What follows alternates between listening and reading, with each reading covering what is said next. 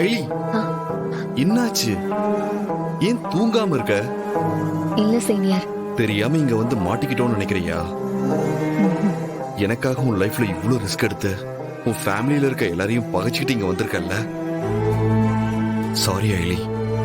அதெல்லாம் எனக்கு ஒண்ணும் இல்ல சீனியர். என் கவலை எல்லாம் ரித்திகாவை நினைச்சுதான். கபிலனை பத்தி எதுவும் தெரியாம அவன் மேல அவ்வளோ அன்பு வச்சிருக்கான். எப்படி பார்த்தாலும் உண்மை வெளியே வரதானே போகுது. அப்போ ரித்திகாவோட மனசு எவ்வளவு கஷ்டப்பட போகுதுன்னு நினைச்சாதான் என்னால தூங்கவே முடியல சீனியர். அப்படிலாம் ஒன்னும் ஆகாத ஐலி. ரித்திகா ஒன்னும் எதுவும் தெரியாத பொண்ணு கிடையாது. கபிலனால அவளுக்கு ஆபத்து வரதுக்கு அவ விடவே மாட்டா.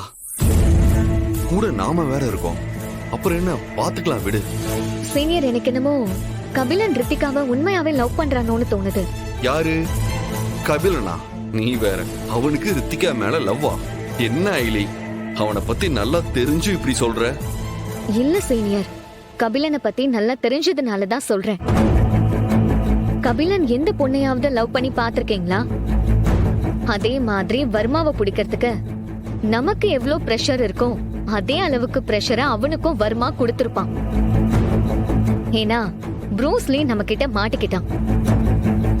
அதனால வர்மா கண்டிப்பா கபிலனை மிரட்டி இருப்பான். அதனாலதான் உதய பெருமாள் மாமாவையும் கடத்திருப்பாங்க. நம்ம கிட்ட நினைச்சிருந்தா ஏதாவது ஒரு காரணம் சொல்லி இந்த கல்யாணத்தை அவன் தட்டி கழிச்சிருக்கலாம்.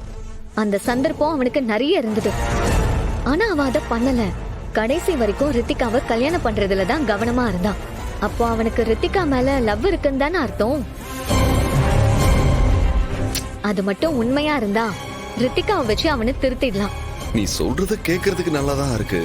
நடந்தா சந்தோஷம்தான். நடக்கும் சீனியர். அப்படி நடந்தா ரித்திகாவோட வாழ்க்கை நல்லா இருக்கும். நாம இங்க வந்ததுக்கும் அர்த்தமா இருக்கும். சரி சரி, அதையே யோசிச்சுட்டு இருக்காம நீ படுத்து தூங்கு. நாளைக்கு காலையில பேசிக்கலாம்.